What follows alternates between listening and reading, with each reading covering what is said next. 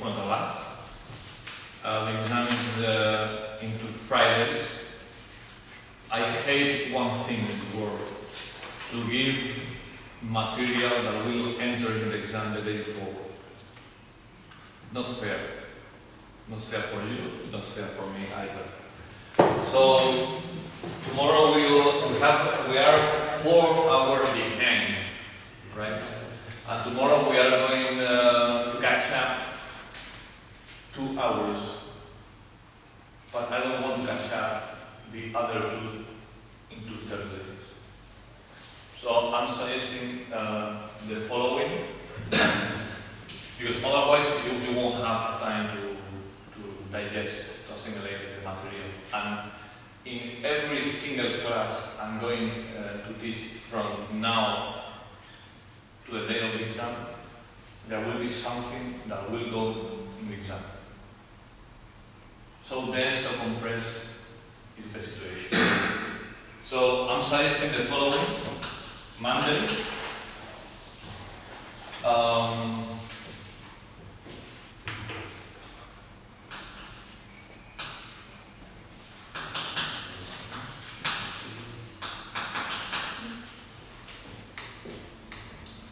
from 3 to 5 p.m.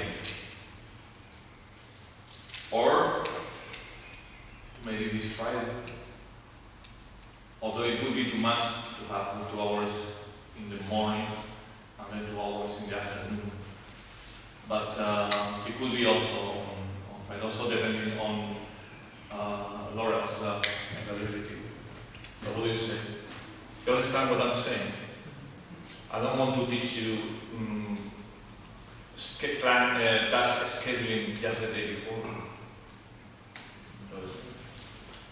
So do we agree on having this class tomorrow?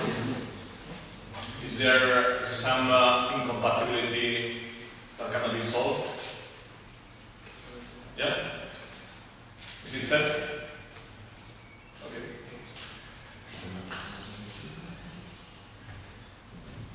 All right. I'm sorry to do that, but yesterday I didn't expect that class cancellation, although I understand that you had your algebra exam. So, yeah. Would we put it on Tuesday? Because we have an exam on Monday. Yeah. On Monday and one on Tuesday. One on Tuesday. So Monday.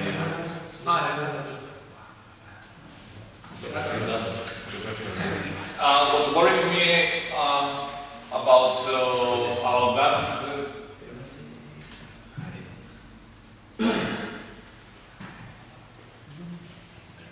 yeah, well, could be.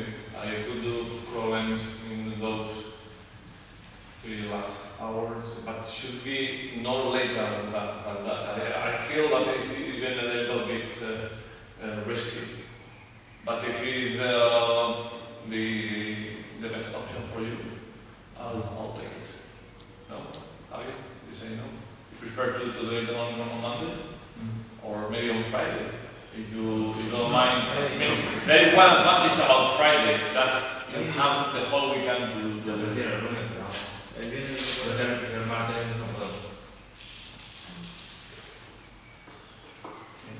Christian, is it very...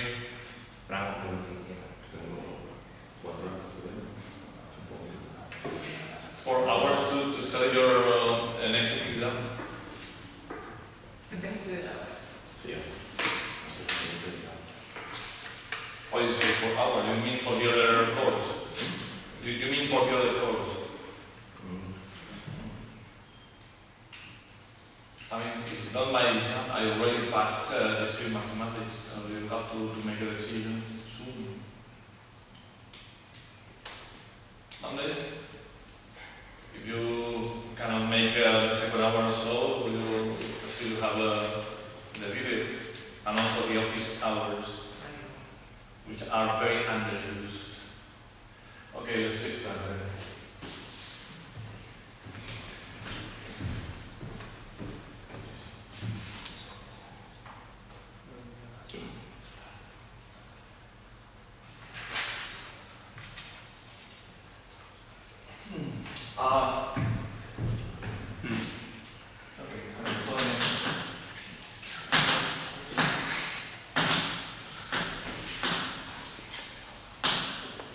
Now we are going to play another game.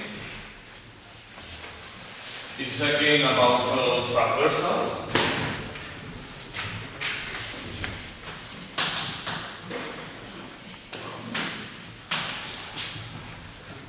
So,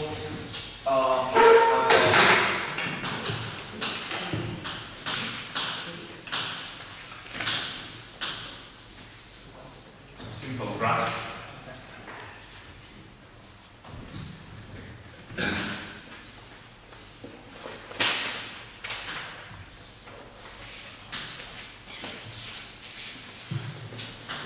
So before I was playing the game to traverse all the edges, right? And based on a very easy argument, we were able to characterize what graphs can be traversed without repeating the edges and with covering all the edges. And the idea was that the degree had to be even. So this is about edge traversal, right? So here I have 3, 2, 2, 1, 2, 3, 3, 3, and 2, and therefore this is not Eulerian. And now I want to traverse vertices. So this is vertex passing. So my first definition is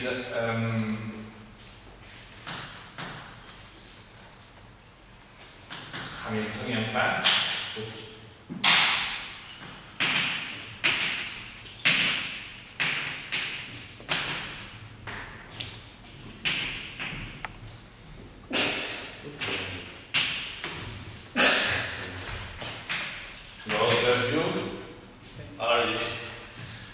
It's a simple path passing. Wow.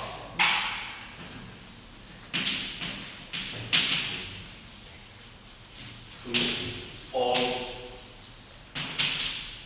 vertices. Right.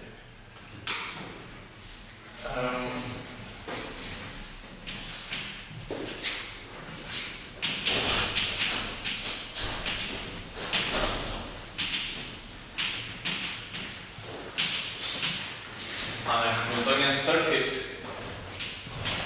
is a closed Hamiltonian path.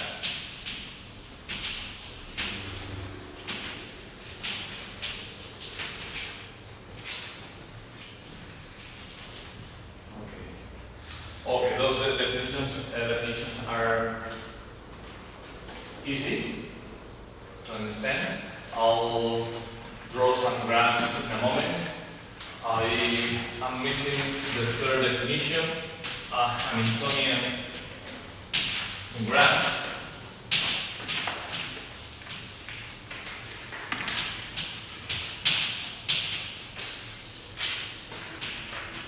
This is when it contains a Hamiltonian circuit.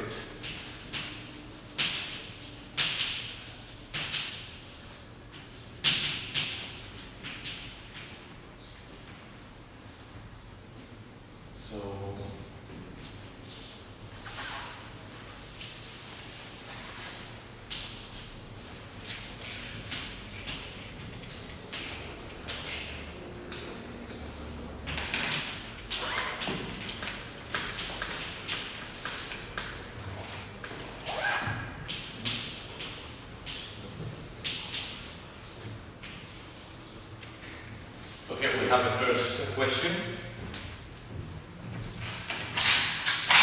Is this graph Hamiltonian?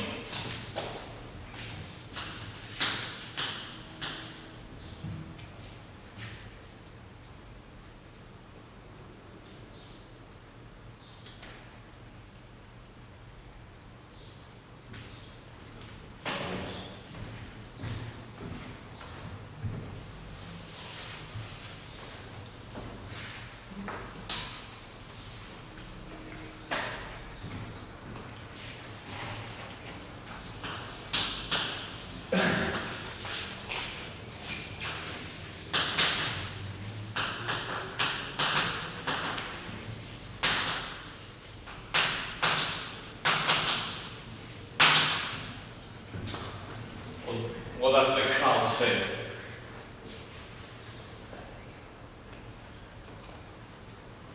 I must pass through all the vertices, but not through the edges. I may leave some edges without visiting. It is about the vertices, not about edges. Right? So I have 1, 10, 9, 8, 7, 6, 5, 4, 3, 2, for example. So this, that's right. So it is Hamiltonian. Have good news and bad news for you.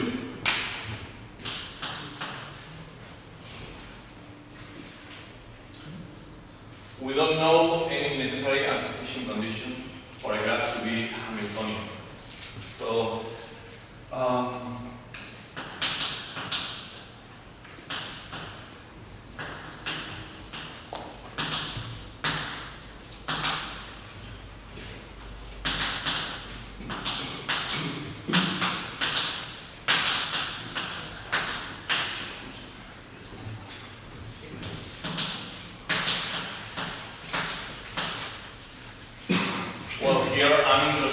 does anyone know what intractable means? No, that's too complicated. Okay, it means that the complexity to solve this problem is exponential, right? So complexity exponential. That's it.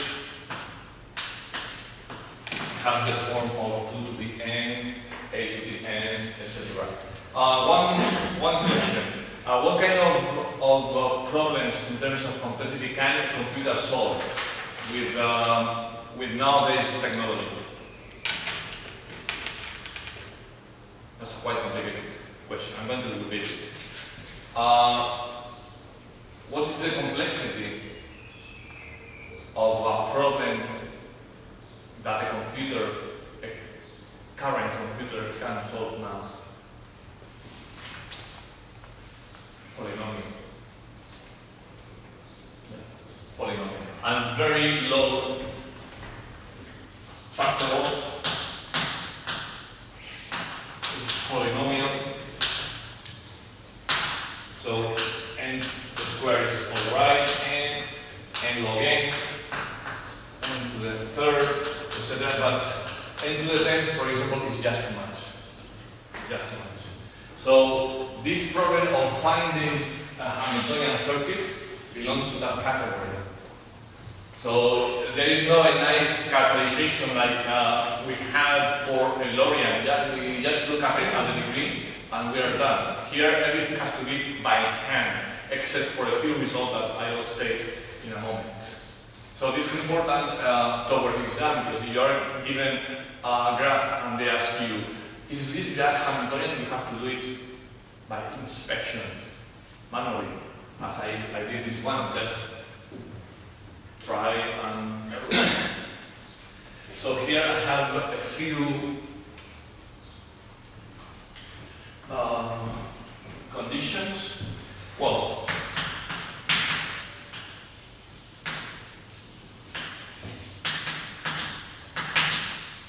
would you tell me a very simple condition for a graph not to be Hamiltonian? Not to be Hamiltonian. Does it give me a property such that if it is in the graph, the graph is not Hamiltonian? Yeah. Of course, connected. If it has two pieces, right? So we are going to assume that everything is connected. So of course, let's write conditions.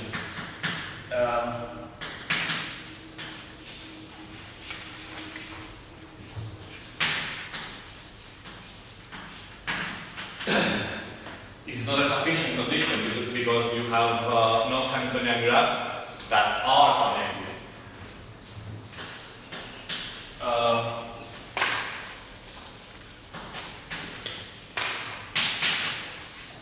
Degree 1 vertices, pendant vertices, right?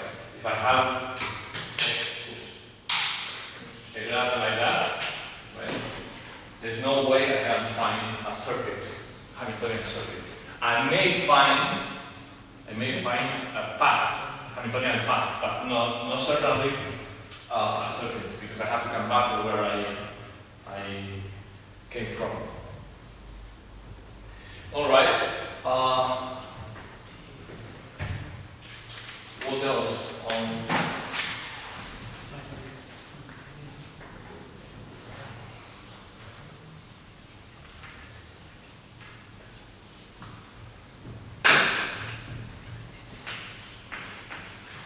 Another condition.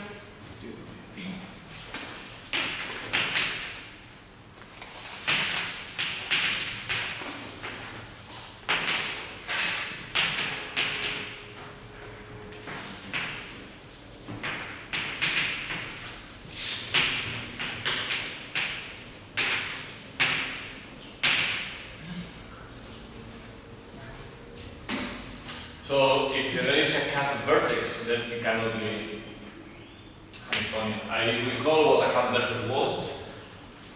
A cut vertex is a vertex such that when you remove that vertex, you disconnect the graph. Right? Why is that? Can you prove this statement? What's the one-line argument to see the truth of this statement? How do you prove it? To go from one side of the graph to the other, you need to pass twice.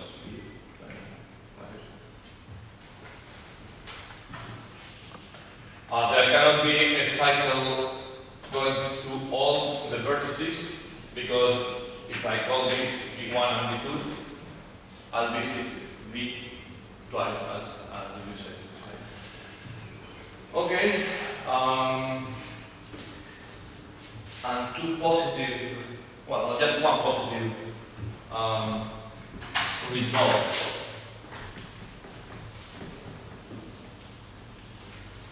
Which may help you in the exam is called, I'll state it without proof because it's beyond the scope of this course. It's called Dirac's theorem.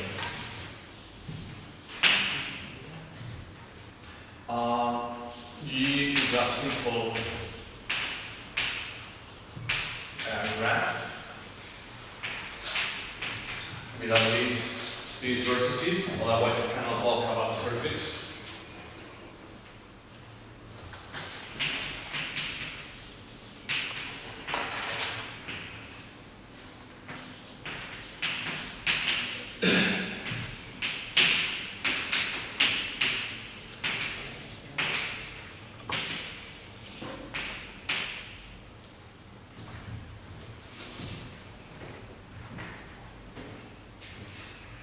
Okay, if the degree is greater than n/2, then the graph is Hamiltonian.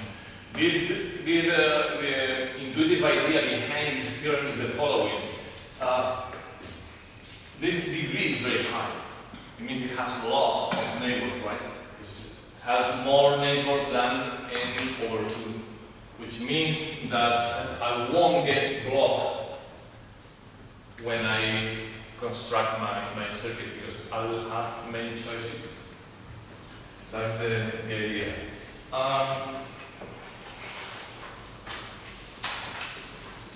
Yes, the other day I forgot to say something about, I forgot one condition.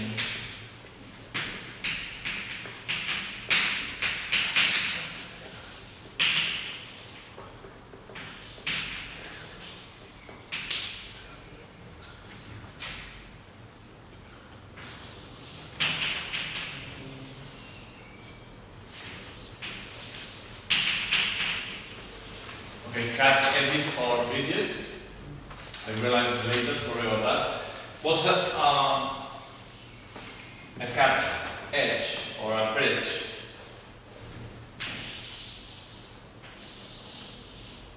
Is an edge that when you remove it, you disconnect the graph, right? As is the case here, right?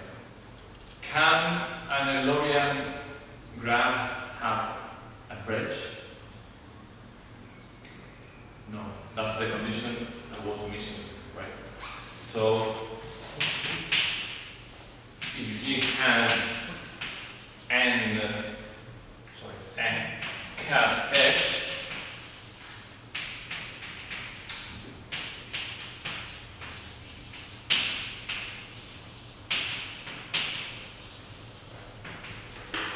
is not polynomial. Do you understand? Alright, is that clear to you? Yes? Yeah, because if I have,